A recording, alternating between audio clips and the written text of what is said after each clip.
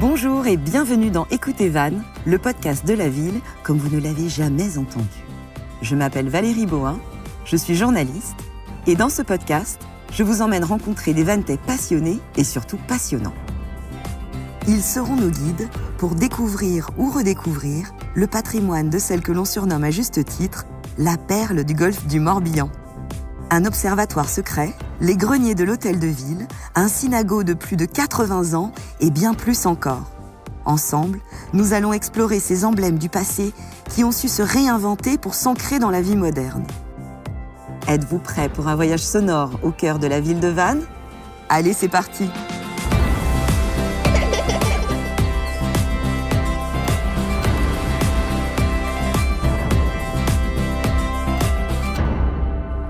Parmi les bâtiments remarquables de Vannes, il y a bien sûr son hôtel de ville. Aujourd'hui, je vous embarque dans une visite qui nous mènera dans les couloirs du bâtiment.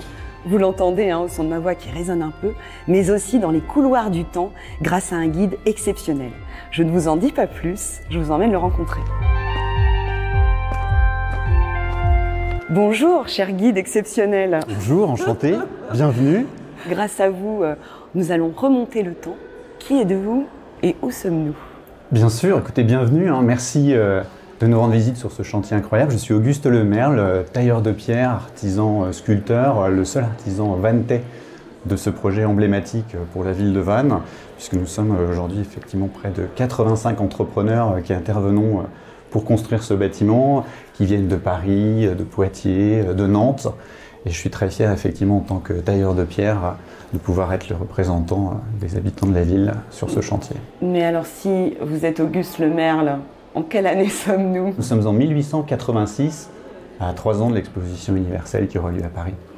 Et donc si je comprends bien, le chantier de l'hôtel de ville sera livré incessamment sous peu. Écoutez, oui, nous tenons les délais, nous avons même un mois d'avance. Ouais, ce qui est quand même assez rare sur les chantiers. C'est très très rare. Que ce soit en 1886 ou en 2024. Je ne sais pas en 2024 ce qu'il arrivera, mais en tous les cas, nous, en 1886, avec les moyens dont nous disposons, nous avons un mois d'avance, jusqu'à présent. Et quel est votre rôle dans la construction ? En tant que tailleur de pierre, mon rôle sur ce chantier, c'est que tout le bâtiment, son enveloppe notamment, son socle en granit fin qui nous vient de l'île aux Moines, et le reste de l'édifice soit taillé et ajusté comme il se doit. Certains matériaux sont locaux, notamment, comme vous l'avez remarqué, le granit. Par contre, le reste de la partie visible du bâtiment, elle est en pierre poreuse de type calcaire, qui nous vient directement de La Rochelle, où nous les avons fait venir jusqu'ici par voie d'eau, et nous avons acheminé depuis le port jusqu'à la place ici, avec des chevaux, ce qui est une logistique, vous en conviendrez, assez complexe, mais néanmoins, nous nous en sortons très bien. Bravo. Merci. Qu'est-ce que ça vous fait en tant que Vanntais de participer à ce chantier ? Évidemment, c'est un grand privilège. C'est l'occasion pour moi de démontrer mon savoir-faire. Comme chacun des compagnons, nous réalisons tous ensemble un chef-d'œuvre qui est cette mairie. Pour un tailleur de pierre, c'est juste une expérience incroyable, puisque je travaille tous mes savoir-faire, que ce soit le travail de la pierre brute, comme vous pouvez le constater sur la façade notamment, ou la pierre de détail, en ce qui concerne notamment les sculptures que vous voyez de ces 4 grands personnages que nous avons à l'entrée de la mairie. C'est un projet unique parce que, en cette fin de 19e siècle, il faut quand même rendre hommage aussi à l'architecte, à Montcharlier, qui quand il a répondu à ce concours n'avait que 34 ans, et qui est, comme certains de ses confrères, dans une dynamique de vouloir retrouver certaines écritures architecturales, que ce soit de la Renaissance ou du classicisme, ce qui fait que c'est un grand privilège de participer à un chantier tel que celui-ci, qui est extrêmement innovant, et qui vraiment, je pense, à l'image de l'époque que nous vivons, où voilà, vous avez les peintres en impressionnisme qui sont en train de révolutionner la peinture, vous avez Louis Pasteur qui actuellement est en train de faire des découvertes scientifiques incroyables, et pour tout vous dire, il paraît même qu'il y a un monsieur Eiffel qui est en train de faire sortir de terre une grande dame de fer dans le cadre de l'exposition universelle qui aura lieu dans 3 ans à Paris. Mais c'est vrai qu'au niveau local, au niveau de la ville de Vannes, c'est aussi un bouillonnement, c'est aussi une effervescence, parce qu'il faut savoir que ce projet de mairie, qui aujourd'hui est sorti de terre, il lui a fallu presque 10-15 ans pour que ce projet puisse se concrétiser. Et alors il se raconte quand même une chose, il faut que je vous en parle. Il se dit quand même que cette mairie est une copie de celle de Paris. Vous avez entendu ça? C'est ce que j'ai entendu dire. Je pense que si on pose la question à toutes les personnes qui participent et à tous mes confrères sur ce chantier, nous ne sommes absolument pas d'accord. Et je vais vous expliquer pourquoi. Tout à l'heure, nous parlions de cette effervescence que nous avons en cette fin de siècle. C'est exactement ça. C'est un jeune architecte qui s'imprègne de cette dynamique et qui, effectivement, comme certains de ses confrères, souhaite vraiment renouer avec les écritures de la Renaissance, du classicisme. Et il n'y a pas que la mairie de Paris qui s'est construite dans ce style-là. Est-ce qu'on va dire que, par exemple, Monet a copié Turner? Est-ce qu'on va dire que Monsieur Laloux, Grand Prix de Rome, futur architecte de la mairie de Tours, aura copié Amand Charrier, qui lui a dessiné la mairie de Vannes? Non, franchement, je ne crois pas.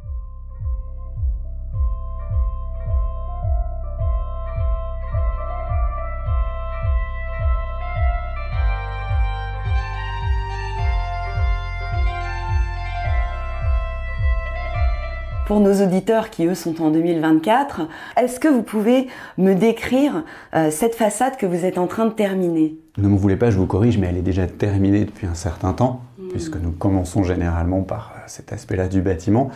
Et en termes d'écriture architecturale, et là je pense qu'il faut aussi rendre hommage à l'architecte Amand Charrier, il a souhaité vraiment marier le meilleur des deux mondes, c'est-à-dire que vous avez les points clés de l'écriture Renaissance, notamment les pilastres encastrés avec des chapiteaux corinthiens par exemple.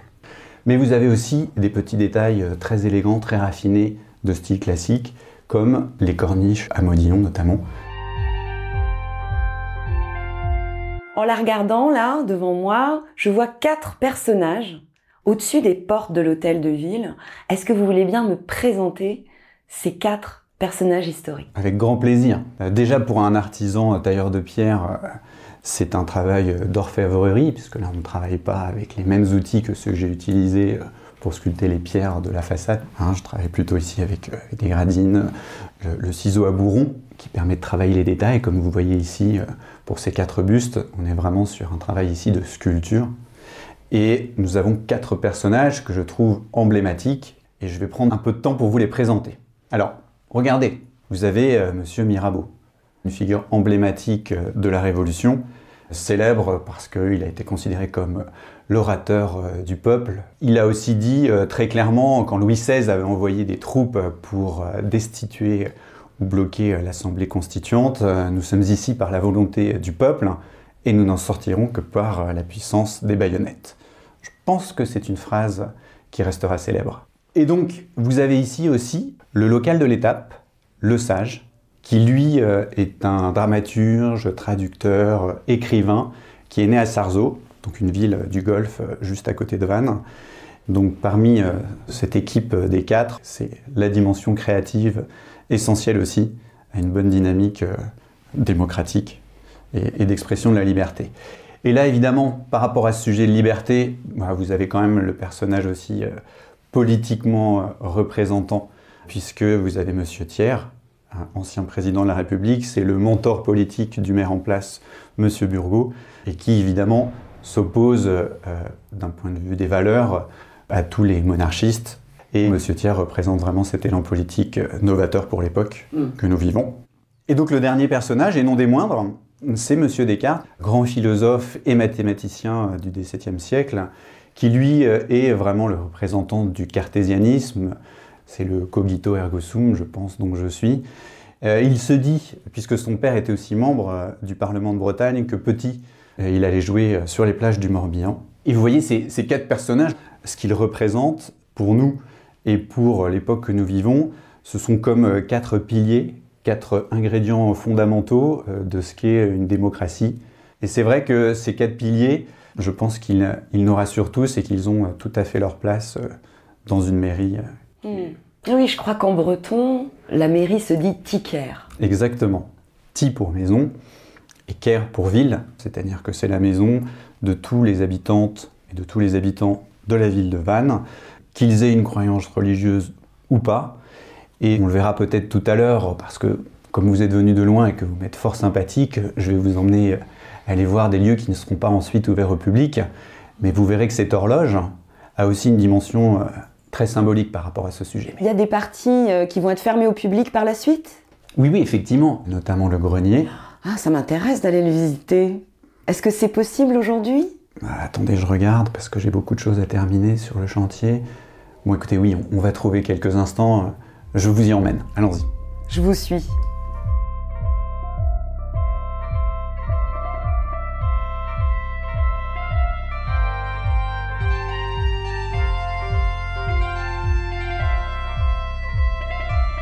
Vous voyez cet escalier incroyable, symétrique, en marbre jaune. Pour accéder au premier étage, on passe par cet escalier et ici vous avez quand même, et c'est vrai qu'on a naturellement l'envie de parler discrètement parce qu'on est dans un endroit avec des matériaux qui résonnent beaucoup et en même temps c'est ce qui donne un peu de prestige à cette entrée de mairie. Et c'est vrai qu'il est magnifique cet escalier. Il me rappelle l'escalier du Grand Opéra Garnier qui est à Paris. Alors je ne sais pas s'il a déjà été terminé à votre époque. L'Opéra Garnier a été terminé en 1875 et c'est vrai que l'architecte Amand Charrier était très connecté avec le monde intellectuel et bien entendu il avait plaisir à aller à l'opéra à Paris.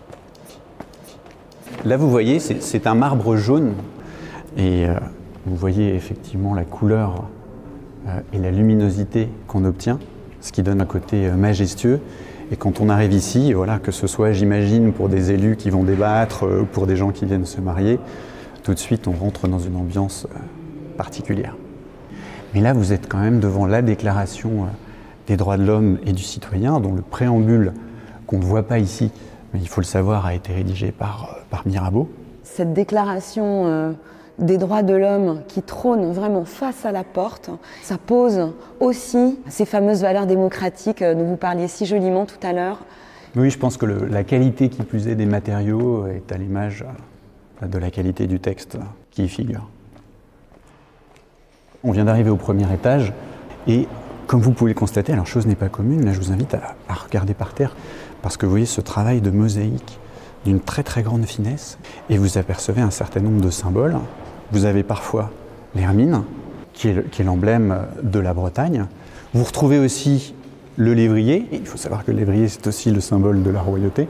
Donc c'est aussi, je pense, pour essayer de concilier les deux tendances et les deux envies d'indépendance et en même temps de rapprochement. Et je vous invite à regarder ici le rameau de laurier, la feuille de chêne, qui symbolise aussi bien la force, la longévité, la justice. On est vraiment sur un travail extrêmement raffiné. Ce que je trouve très joli dans tout ce que vous me racontez, ce sont les histoires qui sont inscrites dans la pierre et que vous nous aidez à interpréter. Parce que c'est vrai que parfois, on peut avoir tendance à passer devant des bâtiments qu'on croise tous les jours. On les trouve beaux, certes, mais d'avoir cette lecture, ça remet du contexte, ça remet de la poésie aussi. Ce sont des endroits où on pourrait passer des heures, des jours, des semaines, si on prend le temps à chaque fois de s'arrêter et de se poser la question, mais pourquoi cet objet, pourquoi cette représentation? Encore faut-il avoir le bon guide, et c'est vrai que cette rencontre aujourd'hui me permet et permettra aussi aux auditeurs et aux auditrices du podcast de pouvoir, je l'espère, se balader dans le bâtiment de l'Hôtel de Ville en ayant en tête plein d'images. Je ne sais pas ce que signifie podcast, qui doit être effectivement un terme de votre époque. Mais oui, si ça leur donne envie d'aussi venir voir, toucher et comprendre le pourquoi de chacun des choix de réalisation de ce bâtiment incroyable, ce sera un grand pari de gagner.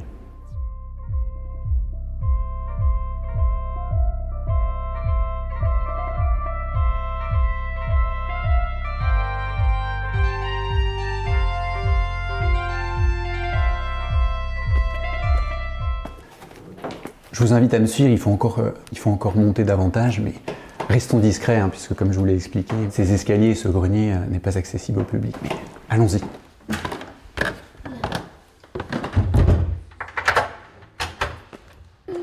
Oh là, attention la tête! Ah bah là, vous êtes sur des pièces de bois incroyables. Nous sommes dans le grenier, nous avons cette chance. Parce que nous arrivons dans la salle de l'horloge. Et nous voilà dans les greniers de la mairie de Vannes. C'est magnifique. Ça sent bon le bois.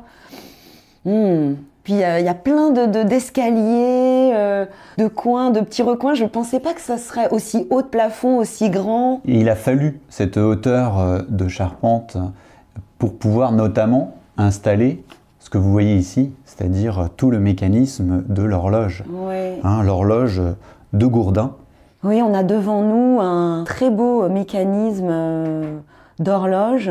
Oh là là, c'est assez incroyable. Vous voyez ici la petite clé pour pouvoir de temps en temps quand même remonter et s'assurer que voilà, l'horloge donne l'heure de façon juste. C'est pour remonter le mécanisme, pas pour remonter le temps. Encore que... Peut-être que c'est comme ça que je suis arrivée jusqu'à vous. C'est ce que je me dis depuis tout à l'heure.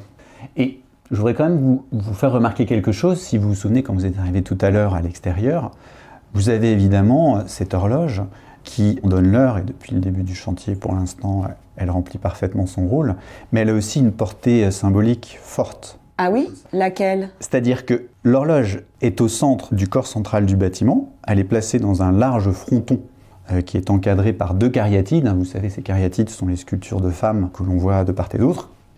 Et il ne faut pas perdre de vue qu'aujourd'hui, on est à une époque, je pense, on est un petit peu à la croisée des chemins, notamment par rapport à certains ordres religieux en place. Et une ville, à travers sa mairie, souhaite quand même démontrer son indépendance par rapport à l'ordre religieux. Et ceux qui donnaient l'heure jusqu'à présent, c'était uniquement les églises. Or aujourd'hui, voilà, sur la mairie et la mairie de Vannes, vous avez une horloge qui, elle aussi, marque le temps et marque finalement un début de changement d'époque. Et puis aussi peut-être d'asseoir le pouvoir de cette fameuse démocratie qui est affichée et qui est sculptée sur la devanture de la mairie. Exactement. Les pouvoirs, la démocratie, ça marche aussi et ça s'appuie aussi sur des symboles et des symboles forts pérennes, aussi pérennes, inébranlables que le sol de cette mairie en granit breton. Et si vous êtes un petit peu renseigné, il y a un jeune militant et journaliste de Saint-Nazaire qui, lui, souhaite simplement séparer les églises de l'État. Il s'appelle Aristide Briand. Je ne serais pas surpris qu'il y arrive. Je pense que l'histoire vous donnera raison, monsieur le maire. Là. Nous verrons.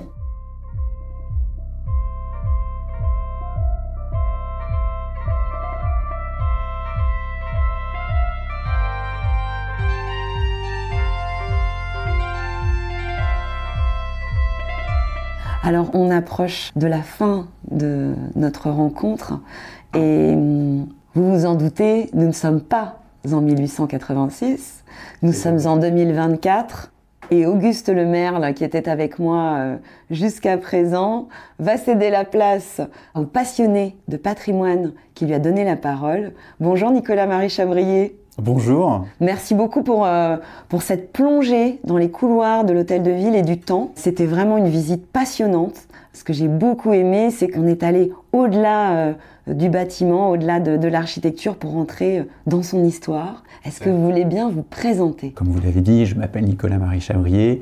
Je travaille effectivement dans les sujets qui sont en relation avec le patrimoine. J'habite à Vannes depuis maintenant de nombreuses années. Et ma passion m'a amené à m'impliquer bénévolement dans les Journées du patrimoine l'année dernière. La ville de Vannes a lancé cette idée et ce projet que je trouve très novateur de faire vivre les 2 Journées du patrimoine avec des bénévoles. C'est comme ça qu'est venue l'idée de cet épisode, en tout cas dans sa forme. C'est grâce à vous, puisque on peut vous retrouver aux Journées du patrimoine sous les traits d'Auguste Lemerle, le sculpteur avec qui on a fait la visite. Effectivement. En tous les cas, l'année dernière, c'était le cas. Voilà, j'avais le plaisir d'être devant la mairie, en costume d'époque. Et ça donnait une dimension, je pense, tout autre. Et pour quelqu'un de passionné, pouvoir incarner un des artisans qui a œuvré sur ce chantier magique, c'est un grand privilège. Je crois savoir, Nicolas, que vous avez fait partie des donateurs qui ont contribué au financement participatif pour la rénovation de la chapelle Saint-Yves. Exactement. Alors, vous êtes très bien renseigné. Je l'avais moi-même oublié parce que, voilà, ça remonte à un certain nombre d'années. Et pourquoi c'est si important, cette contribution, qu'elle soit financière ou bénévole? Déjà, qu'on ait la possibilité de le faire, je pense que c'est une opportunité à saisir parce que je pense que c'est redonner ces lettres de noblesse à ces bâtiments, cette histoire de certaines époques et on s'accorde tous à dire, quand on voit la mairie de Vannes, qui en toute objectivité subjective, je pense, est la plus belle de Bretagne, que c'est beau simplement. Voilà, que c'est beau. Et le beau, l'esthétique, ça fait du bien et c'est gratuit. Et contribuer peut-être au fait que chacun arrive à le regarder différemment, avec peut-être un petit peu plus de profondeur parce qu'on a partagé son histoire. Je pense que c'est essentiel. Et qu'est-ce qu'elle vous inspire, cette histoire, alors ? Ce que ça m'inspire, c'est que à chaque fois que je passe devant cette mairie, que je la regarde, que je vois ces 4 personnages emblématiques dont on a parlé, eh bien, voilà, sont nos 4 piliers de la démocratie et de la liberté, et qui sont là, sereins, traversant les siècles. Et vous voyez, bien moi, ça me remplit d'optimisme. Alors, pour terminer, est-ce que vous pourriez donner à nos auditrices et nos auditeurs 2 bonnes adresses pour continuer à découvrir le patrimoine architectural de la ville ? Écoutez, avec plaisir. On est à Vannes, qui est une ville chargée d'histoire, qui a un secteur sauvegardé et qui est là effectivement pour protéger de nombreux bâtiments. Alors, difficile de choisir, tellement il y en a. Je dirais le premier peut-être la place des Lys, parce que c'est un régal pour les yeux à 360 degrés, un régal aussi pour les papilles. Voilà, vous avez un vrai voyage dans le temps, architectural, patrimonial. C'est un des endroits emblématiques de la ville, magique. Écoutez, deuxième lieu, il s'agit du stade de la Rabine, parce que c'est un endroit où vous allez y vivre des émotions uniques.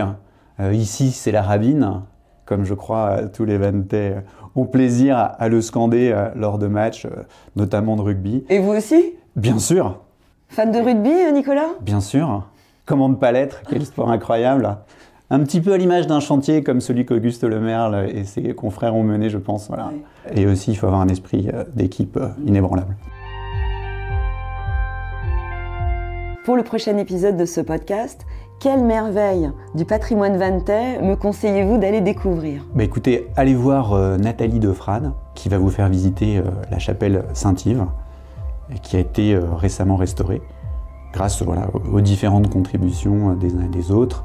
Bâtiment aussi incroyable. C'est drôle que vous me conseillez d'aller voir Nathalie Defrane, parce que justement, on l'a déjà rencontrée, et c'est le premier épisode de cette série sur les merveilles du patrimoine vannetais. Donc pour vous qui nous écoutez, si vous souhaitez découvrir la chapelle Saint-Yves, sa rénovation et ses lieux comme ici, qui ne sont pas ouverts au public, vous pourrez les découvrir en écoutant l'épisode numéro 1 de ce podcast.